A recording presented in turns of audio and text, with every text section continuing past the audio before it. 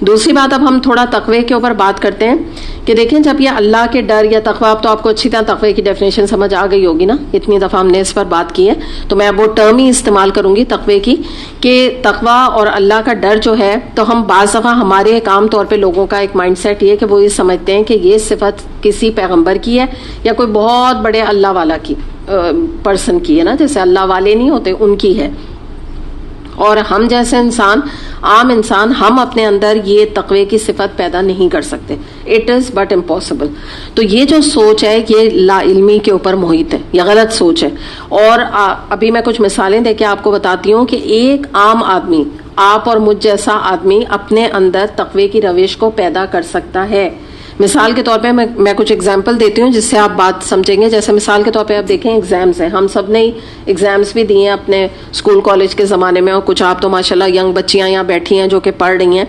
تو آپ یہ دیکھیں کہ اگر ایگزام ہی کے دوران ایک کوئی بچی ہے وہ چیٹنگ کرنے کے اوپر قادر ہے، اس کو کوئی دوسری بچی اپنا پیپر دکھا رہی ہے یا اس کو نظر آ رہا ہے مثال کے طور پہ، یا یہ کہ وہ جو بناتے ہیں پیپرز بنا کے اور چیٹنگ کے اپنے رکھ لیتے ہیں چھپا کر باکسز میں یا اپنے بیگ میں، تو وہ کر سکتی ہے. اس کی ساری فرینڈس یہ کام کر رہی ہیں لیکن وہ یہ کام نہیں کرتی. ٹھیک ہے، وہ کہتی ہے نہیں، مجھے محنت کرنی ہے، جو میری قسمت، ٹھیک ہے میرا A گریڈ نہیں آئے، فرسٹ ڈویژن نہیں آئے، جو بھی میرا آ جائے، B آ جائے، لیکن میں چیٹنگ نہیں کروں گی. کس ڈر سے؟ دنیا کے ڈر سے نہیں، اللہ کے ڈر سے. یہی تقوی ہے. اب آپ بتائیے اگر ایک بچی ہے چھوٹی اور وہ یہ کام کر رہی ہے تو ہم اسے کہیں گے یہ متقی بچی ہے، یعنی وہ تو اللہ اسٹیٹمنٹ، اللہ ایک طرح سے کمپلیمنٹ دیتا ہے، لیکن ایک بات سمجھنے کے لیے آپ سمجھیں کہ یہ تقوی ہے. پھر اس کے بعد ایک اور ہم دیکھتے ہیں مثال کے طور پہ، مثال کے ایک کوئی شخص ہے وہ بزنس کرتا ہے اور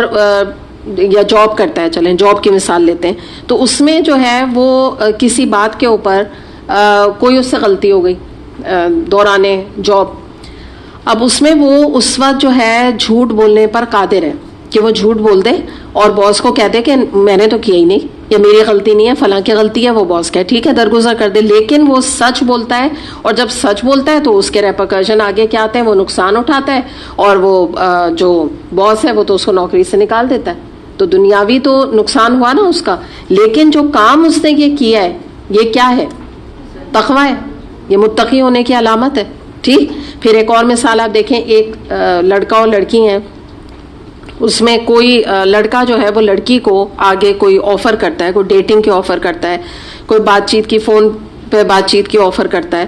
تو وہ لڑکی پہلے تو یعنی اس کا ایک اندر سے دل چاہ رہا ہے کہ بھئی میں بھی دوستی کروں، میں بھی، میری اور بھی فرینڈس جو ہیں وہ بھی یہ سب کچھ کر رہی ہوتی ہیں جو جیسا آج معاشرہ ہے، لیکن وہ صرف اور صرف اللہ کے ڈر سے، کوئی ماں نہیں دیکھ رہی، باپ نہیں دیکھ رہے، چھپ کے وہ یہ کام کر سکتی ہے، لیکن وہ اللہ کے ڈر سے اس آفر کو ٹھکرا دیتی ہے. ٹھیک ہے، بظاہر اس کا جو ایک نفس ہے اس کو تو دھچکا لگا نا، اس کو تو لگا، اس کی تو ساری فرینڈز گھوم رہی ہیں، پھر رہی ہیں، نعوذ باللہ ڈیٹنگ پہ جا رہی ہیں. تو یہ جو اس نے سیکریفائس دی ہے اور اللہ کے ڈر کی وجہ سے اس کام کو چھوڑا ہے اور نفس کی بات کو نیچے کیا ہے، تو یہی تو تقوی ہے، یہ تقوی کی سٹیج ہے. پھر ایک اور آپ مثال دیکھیں کہ مثال کے طور پہ سود کی بہت اچھی کوئی جاب آفر آتی ہے کسی بچے کو، لیکن وہ اللہ کے ڈر سے کہ بھئی یہ چیز اللہ نے قرآن میں حرام اس کو قرار دیا ہے، تو وہ کہتا ہے میں تو یہ جاب نہیں کروں گا. ماں باپ بھی بعض دفعہ کہہ رہے ہیں کہ نہیں تم یہ کر لو بھائی، ابھی تمہیں کوئی جاب نہیں مل رہی ہے، کچھ نہیں ہوتا، تم یہ جاب کرو، لیکن وہ کہتا ہے نہیں مجھے جاب اگر ملے گی میں ویٹ کروں گا، جب ملے گی میں حلال کمائی کر رزق کماؤں گا. یہی تقوی ہے. پھر ایک اور مثال آپ دیکھیں، لوگ بعض دفعہ کام کروانے کے لیے رشوت طلب کرتے ہیں، یعنی ہم آپ کا کام کر دیں گے، آپ رشوت دیں. اب کوئی شخص ہے وہ رشوت نہیں دیتا ہے، جب اس نے رشوت نہیں دی تو اس کا کام بھی نہیں ہوا، اس کی فائل بھی آگے نہیں گئی، اور بھی اس کے کوئی بہت سارے کام پھنس گئے کہ اس نے کہیں پیسے نہیں لگائے. تو اب کیا ہے کہ اس کا کام تو دنیاوی لحاظ سے کام بھی نہیں بنا اس کا، لیکن وہ اللہ کے یہاں کامیاب ہو گیا کیونکہ اس کے اندر تقوی ہے. تو یہ آپ دیکھ لیجئے کہ کچھ چند میں نے آپ کو مثالیں دی ہیں، ایسے زندگی میں آپ بہت ساری مثالیں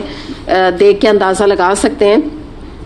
کہ اس طرح کی جو سچویشنز ہوتی ہیں وہ ہم سب کی زندگی میں آتی ہیں، اور اس وقت ہمارا ٹیسٹ ہوتا ہے اللہ تعالیٰ کی طرف سے کہ ہمارے اندر کتنا تقوی ہے اور ہم اللہ سے کتنا ڈرتے ہیں. تقوی تو ٹرم جو ہے نا بھاری ہے، اصل بات کیا ہے، اللہ کا ڈر کتنا ہے جس کا یہاں ذکر کیا جا رہا ہے. تو یہی ایک کرائٹیریا ہوتا ہے، یہی ایک ایگزام ہمارا ہوتا ہے کہ جس سے ہمیں ہماری ایک حقیقت واضح ہو جاتی ہے، ہمارے اپنے سامنے بھی اور اللہ تعالیٰ کے سامنے بھی، کہ ہم کہاں سٹینڈ کرتے ہیں. امام شافعی کا آپ نے نام سنا ہوگا نا، تو ان کا یہ قول ہے کہ وہ کہا کرتے تھے کہ میں اللہ سے ڈرتا ہوں اور اس کے بعد میں اس شخص سے ڈرتا ہوں جو اللہ سے نہیں ڈرتا. یعنی اگر آپ کو کوئی شخص یہ نظر آتا ہے کہ وہ اس کے دل میں اللہ کا خوف ہی نہیں ہے، جیسے آپ بعض لوگوں کو گناہوں میں اتنا جری دیکھیں گے، جری کا مطلب ہوتا ہے بغیر کسی حیا، بغیر کسی غیرت کے ساتھ وہ اتنے گناہ کرتے ہیں کہ جس کی کوئی انتہا نہیں، ان کو لگتا ہے جیسے ان کے کوئی روک ٹوک ہے ہی نہیں گناہ پہ. تو جب انسان ایسے شخص کو دیکھے تو واقعی خوف کھائے، کہ مطلب ڈرے کہ بھئی یہ اتنا اللہ سے، مطلب یہ شخص جو ہے وہ بالکل ہی جری ہو کے گناہوں پر ہے اور اس کے دل میں ایک ذرہ برابر بھی اللہ کا ڈر نہیں. تو ایسے شخص کی صحبت، یعنی ان کا ڈرنے سے مراد کیا ہے کہ ایسے شخص کی صحبت بھی اگر میں اختیار کروں یا میں اس کے قریب بھی جاؤں تو میں ڈرتا ہوں کہ میں اگر ایسے شخص کے ساتھ بیٹھنے اٹھنے لگوں تو میرا کیا ہوگا، یہ مراد ہے یہاں پہ.